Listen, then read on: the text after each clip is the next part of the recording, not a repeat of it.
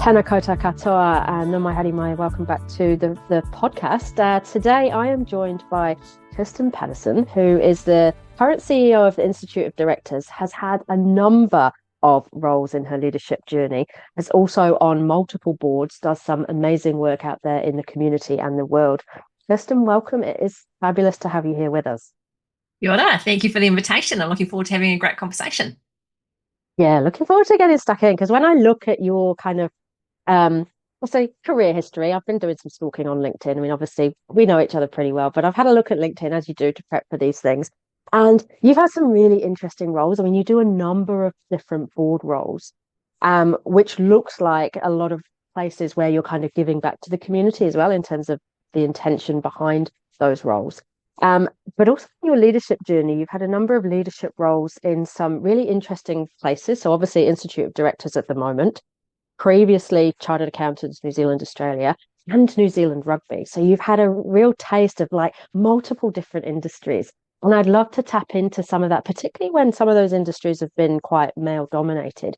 What's been your experience, if you think over the last kind of couple of decades as you've gone and sort of developed through your leadership journey? What are the things you now sit and reflect on that have been pivotal moments or enriching experiences? Yeah, I actually, right before even rugby, I started one of my very first roles out of university. My second role was with a bus company. So Stagecoach Wow. Bus Company, which was then running the Auckland, Wellington sort of buses around the place. So a very, very male dominated industry. And, being quite young and early on in my career, it was my first management role.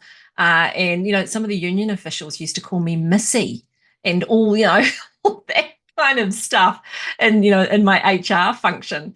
And it was a really interesting space to kind of earn my stripes. And from there, that actually led me to working at New Zealand Rugby, because my then boss at the time and my husband both saw the ad in the paper and they said, "Oh, you have to go and do that. We'll never get that job. You need to go and do it." And so somehow I kind of ended up on this trajectory of these quite traditional male dominated industries, never intending that that was going to be the case. But I think the real insights or the kind of things that I've seen change over time is that it has changed. So I think that's really encouraging. If I think back to all of the organisations that I've served in, they're all much different organisations now in terms of the work that they're doing, the inclusivity that they have in their workplaces. And I'm lucky now in my current role, I get to sit as one of the judges on the Diversity Awards for Diversity Works.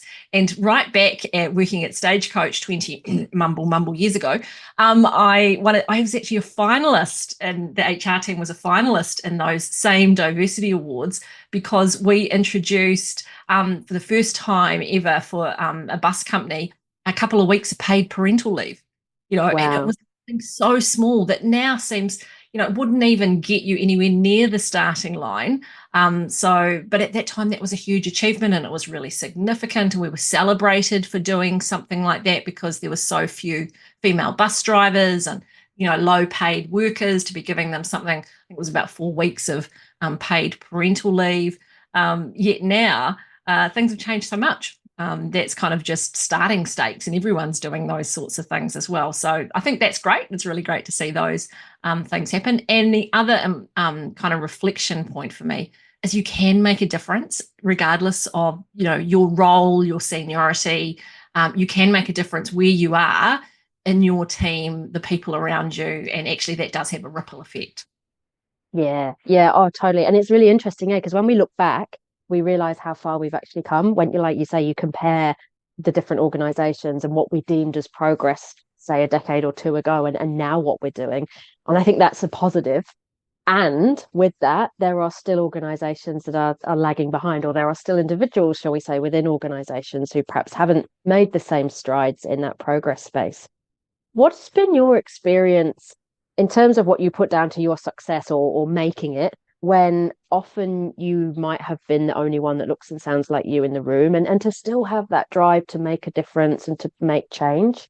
What have been some of the challenges you've come up against, or the things that you have put down to, yep, this is why I made a success of that anyway? Because I think for a lot of people, particularly women, when they're in male dominated environments, there's this pressure for us to need to change something about ourselves, or to keep a low profile and fly under the radar because we know we stand out, or because we know we look and sound different to the majority of those around us. What's your experience when that's been the case for you, that's led you to still be able to push on and make change and make a success of it anyway? Yeah, the really big motivator for me is service for others. And at the time, so 'cause I'm a really introverted person, and people are often quite surprised to hear that about me because they often see me in the media or having to do speeches on stage, and they see me in these public facing roles, and somehow I've ended up having to do those parts of the job when actually they really make me uncomfortable. I still get nervous about them, and that's not my happy place. So I am quite an introverted person and quite a shy person. I love meeting new people. I just don't like meeting them in large groups. But there have been these moments during my career, and not necessarily when I've been in senior roles. Sometimes they've been support roles where I've looked around and gone, someone needs to do something about this. And it's that funny thing if you look around going, one of the adults is going to come along and fix this now, and you go around looking for those supervising adults and realize actually that's me. So I Yeah. have this really kind of strong sense of what's right and wrong. It's not always right and not always wrong, but I have this kind of core, and that connected with service for others. It's usually most of those moments where I've stepped in and I don't have a lot of courage for myself, but I'm able to generate courage when I have to speak out for others. And so again, looking back on those moments in my career, where I've stepped forward is where I have been advocating for someone else, where I've been advocating for change, or something wasn't right, or that's not okay. And sometimes that was done with humor. Sometimes that was done with a quiet word to somebody, but sometimes it was speaking up publicly, even though my voice was shaking. And that's really helped kind of propel my career forward, I think, because people saw leadership capability in me that I didn't see in myself. And I kind of feel like I've been pushed out the front of things. It's always like, oh, you can do it. You're the leader. You'll do it. And I find myself kind of looking over my shoulder going, how did I get here? Why is everyone behind me? Why am I out the front?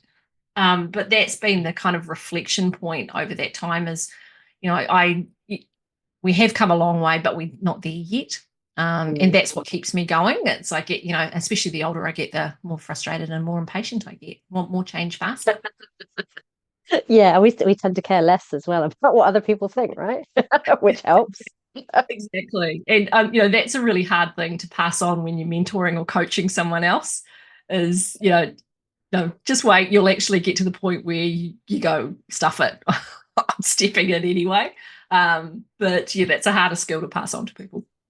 Yeah, and I love what you said then around, even when you're shaking, even when you're fearful, even when you're thinking, God, why am I the person doing this? How have I ended up here doing it anyway? And finding those things, the things that push your buttons, the levers. So if I can't find the courage for myself, that kind of motivation through others or service leadership that leads to me taking the action, I think that's such a good nugget of gold for us to take from that. But I also like that you mentioned, because you're right, you're a public figure, you do a lot of speaking, you're in the media.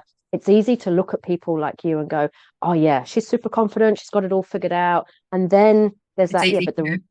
yeah. And I love, that you talk about being an introvert, because I think there's a tendency to associate that confidence in that public facing with extrovert. And often we prize our leaders as, they have to be sociable and speaking out and the front of everything and life and soul of the party. And I know for me in my own leadership role as an introvert, that was one of the things I constantly felt a pressure to change something about myself in a bid to fit the leader mold, as opposed to embrace what made me an introvert and that could actually be useful as a leader too. What's Yeah. your experience in how you've leveraged who you are as a person and your character and all of those skills and traits that come with either being an introvert or any other identifying factors that you have, that have led to your success, even when that's sometimes different to what the norm or society paints as the vision of success? I think that's come about because of the organizations I was working in. I was never going to fit in. And because I was so different. I was one of the only women in the management team when I was working at Stagecoach. I was one of the only women in the management team. In fact, the only female member of the executive team when I was working at New Zealand Rugby, for example. So, I was never going to fully fit. And in fact, when I first started working at rugby, I thought, all right, I know nothing about rugby. I'm going to go and read the rule book that the referees have to read. And it's pages and pages thick, it's inches thick. And I was going to read that and I was going to pass the exam and then I'd know everything about rugby. But actually, it didn't matter if I passed that exam. I was still not going to, fit in the extent of what everybody else kind of looked like, sounded like, and their kind of lived experience, in the bottom of a ruck. Thankfully, that's changed over time, and actually, rugby is a much more diverse place now, and there's much more opportunities for people there, which is really, really great. So I had no choice but to stand out a little bit and to get comfortable with that. I am a teetotaler. I don't drink at all. I never have. In a New Zealand context, in a social context, that's unusual.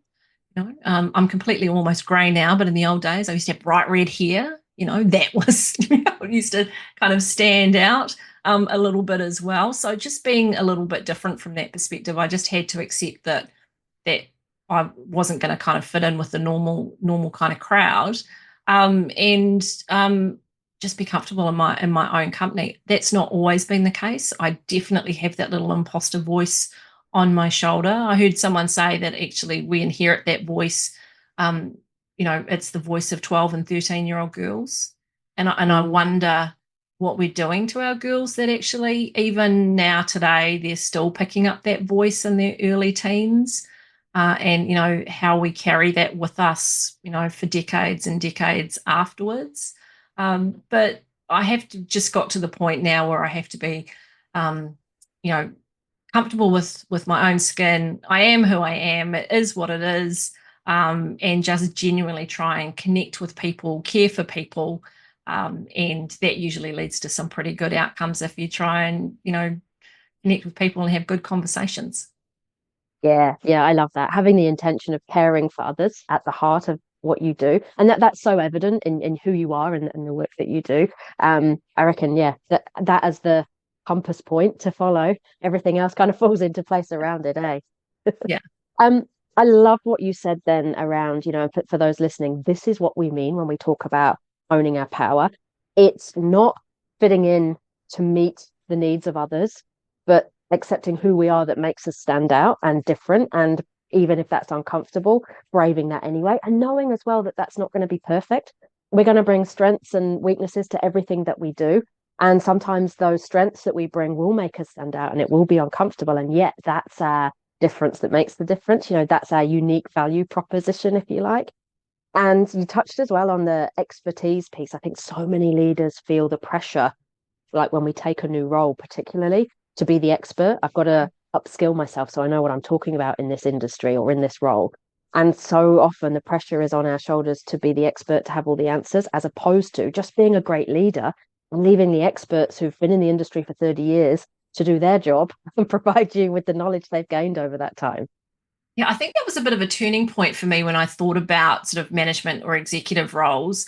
I had a really great mentor who sort of said to me that, and if you are a really good executive, you should be able to do any job in any industry across any of the disciplines. And it really was a reflection point for me. I was trying to be a really great specialist Mm, and good at what I was doing. And then as the role expanded underneath me and, more functions came underneath me, I was trying to be the expert in all of those functions as well, instead of what, as you suggested, being my subject matter expertise is leadership. And mm, so I should be able to, cut and paste me across and say, okay, you're not leading HR now, you're going to go and lead marketing, or you're going to go and lead the legal and finance team. You've got the experts underneath you, but you should be able to have that leadership function. And that recognition and kind of turning point made me think differently about my leadership perspective. And, actually, was I leaning in or to the leadership aspect of that? And then it made the transition to more general management and the transition to my first CEO role that much easier. because I was thinking about it in a different way. Because if you think about taking on your first CEO role, you can't be a subject matter expert in every part of what the organization's going to do. I'm sure there are some unicorns out there who can do that, or some people will tell you that they are. But that hasn't been my experience in the couple of CEO roles that I've had. And you do achieve through others, right? And you can only go as fast as the slowest member of the team, and you can only grow your career and grow the organization as fast as you can grow the people underneath you. So it actually is a bit of a turning point about how I think about what it is that I do. I still like to meddle occasionally down into teams and sort of, stay close, as we'd say in rugby, like to sniff the liniment occasionally. I like to get down into different teams, but that's just because I'm a curious person. But actually, my subject matter expertise now is kind of leadership, which, when you're trying to explain to your kids what you do for a job, they're like, oh, but what do you do? Yeah, your kids or your parents. Exactly right. Yeah, exactly. But what do you do? Yeah. Definitely. And so what keeps you passionate? What keeps you going and what keeps you passionate as, like your career has obviously evolved, you've got different roles and lots of board roles you're involved in. What keeps you going and what keeps you passionate about the work that you do? Curiosity. I love the work that I do both across boards and in my management role, because I have a permission to explore so many different topics. Their boards are across so many different issues, whether it's the gender pay gap, whether it's diversity issues, environmental, social, climate issues, whether it's modern anti-slavery provisions, all sorts of different things. They're out there growing businesses and building better communities. So I love that work. It really gives me a permission to look into so many different organizations and across so many different topics. And then at a personal level, I just feel this kind of sense of, I don't know where it's come from, community service or obligation, or, I have to reflect on that with my parents and upbringing at some point. But, there is work to be done. And I just feel this kind of sense, well, if not me, then who? Somebody needs to make a contribution to that. I've been raised in a family where we were expected to volunteer and help out and do our piece, however small, whether that's delivering, Meals on Wheels or, shaking a bucket for Plunket. We've been expected to help out, to do those things. And I think that's just ingrained in me now. And the way I bring my skill set and influence to those sorts of roles comes out in board service, really. Yeah. And God, the world needs more people like you, more leaders like you as well with this, There's at lots the of them, center. There's hundreds of We can thousands. always do with more, I reckon. Always. There are so many hundreds of thousands of volunteers across New Zealand doing amazing things every day. They're just not usually on the news, not on the front page of the paper. They're not winning awards. They're not getting paid for the work that they should be doing. And I think you and I have discussed before. My view is that we've always had generations of female CEOs in New Zealand, but we just didn't give them that title. But they were the CEOs of our plunkets and our kindies and our churches and our community groups. They've been, they have been out in our communities running our New Zealand Aotearoa, but we just didn't call them CEOs and we didn't pay them. Yeah. Oh, you're so right. And I think this speaks to a whole other topic, which, we could probably spend another podcast episode talking about. And that's where we place value, where we're paying the high salaries and what we're rewarding people for, what we're publishing in the media versus the stuff that matters and where we don't perhaps pay and shine a spotlight in the same way. 100%. Yeah. My husband's a funeral director. So if we think about the work that he does and the impact that has on communities positively and on families, and you think about the work that I do, I get rewarded publicly and rewarded financially when he's actually making a massive difference to people. But we just don't sort of reward that kind of work. And that's consistent across care work generally across New Zealand. So, there's a lot to unpack from that perspective. And that's why I'm lucky with the role that I have, that it gives me a privilege to be able to bring influence to these types of issues. And it gives me the privilege to be able to make a contribution and help and have time to be able to afford to volunteer. Yeah, definitely, definitely. And with your current role and with the work that you're doing with Institute of Directors, your membership and the work that you do, you must have seen a huge amount of change, Mm, um, particularly post-pandemic. We look at hybrid working, the evolution of AI, and then of course the mhm. geopolitical situation across the world, climate crisis. There are so many different things going on at the minute that I really feel like, we've talked about the future of work a lot. Um, for many years, not just now, but I really feel like we're at this kind of crux that there's so many different things happening in our businesses and in our worlds. We know the future is going to look very different, and we're all in a bid to try and prepare for that without really knowing what it's going to look like. What are Mm. you seeing and what are you hearing from your membership, and what work are you involved in at the moment around preparing organizations and their directors for the future? All of those issues plus more, and so I'm really interested in the kind of the systemic issues that connect those points, or the systemic risks that might disrupt some of those things. So there is so much change coming at all of us. It's almost impossible to be on top of all of it and to upskill on all of the topics that you might need to know. So I think the core skill we're all going to need, regardless of whether we're board directors, whether we're in paid roles, or whether we're in unpaid roles, is that we're going to have to, it's continuous lifelong learning. Mm, That is the big skill for the future, because whether it's AI today, whether it's the metaverse tomorrow, whether you're trying to upskill on understanding climate change, whether you're thinking about cybersecurity, whatever those issues are that might be facing our organizations, then the sort of the common denominator of all of those things is that they're new. We have to learn about them, and we've got to upskill. So being curious about different topics and issues, and being sufficiently self-aware to go, I don't know that, and being humble enough to go and learn and keep learning, reading, listening, going exploring, playing with some AI, thinking, following some people who are doing some great work. That is actually how we will solve all of these issues. But the other thing that does kind of worry me, and I would like to see more emphasis on, which does overlap all these issues, is that we need to come together on them more.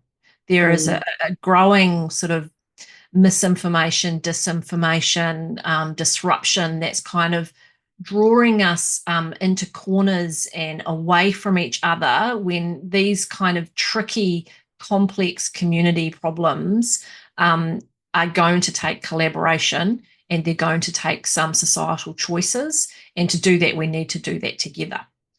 So yeah. that's an interesting challenge point. And I guess I've been reflecting on the role that the IOD plays in that, to make sure that we're bringing together diverse voices, and having the difficult and tricky conversations, and conversations that we can't really have, so that we are a place to have that sort of battle of ideas, and bringing people together, because we're not going to address climate change if we can't take people along with us and have the difficult conversations about choices.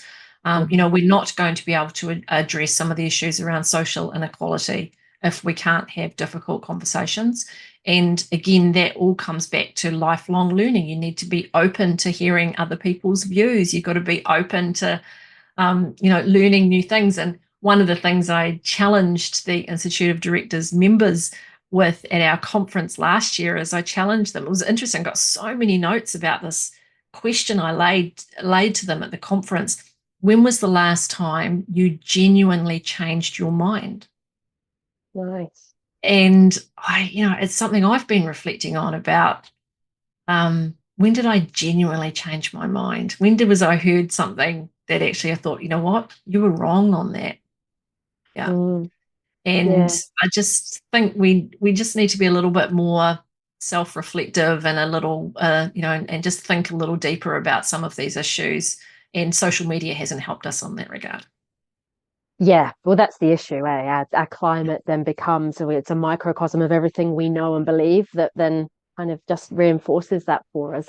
Um, I think when I look back on this corridor, things that really stand out for me, curiosity, lifelong learning, collaboration, having a service mindset or compassion, if you like, something, the needs of others at the heart of what you do. I think that isn't just a recipe for success as a leader, but like you say, in the world and the future, setting us up for success as a species as well. KP, it's been a pleasure to have you on the show, to chat to you. It's always nice chatting with you, and reflecting on your journey. Anything that you're up to at the moment that you'd like to talk to us about? Any way that people can find out more about you and the work of IOD? What would you like to leave us with? Yeah, two things. Absolutely. Check out the IOD. There's lots of free resources there on the website. But if you're interested in climate, then check out Chapter Zero. That's free for everybody to join. It's a great way to get involved in understanding climate governance and, sharing those stories. But all of my advice leads to volunteer. Go and do something, whether it's helping your neighbour, whether it's helping a board locally, whether it's joining your school board, helping at play centre or kindy, whatever it is. We need great people to serve. There's lots of opportunities out there to do that, and we need great women to serve particularly. So put yourself forward and support others to do the same thing, because collectively we can and we will drive action. Definitely. I love that. KP, you're a shining example of all of that. Thank you so much for being on the show and sharing your journey with us. Fantastic. Thank you.